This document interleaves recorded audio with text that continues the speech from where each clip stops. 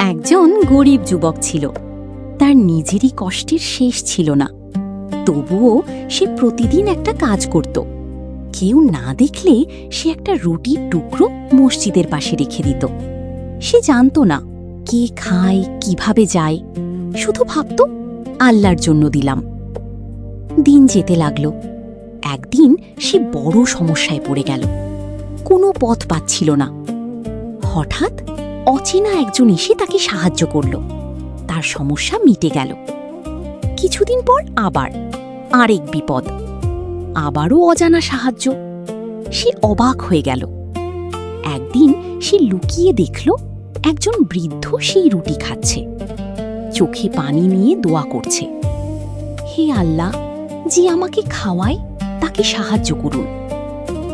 সেদিন সে বুঝল তার ছোট কাজ আল্লাহর কাছে কত বড় ছিল। মনে রাখো, গোপনে করা ভালো কাজ কখনো হারায় না।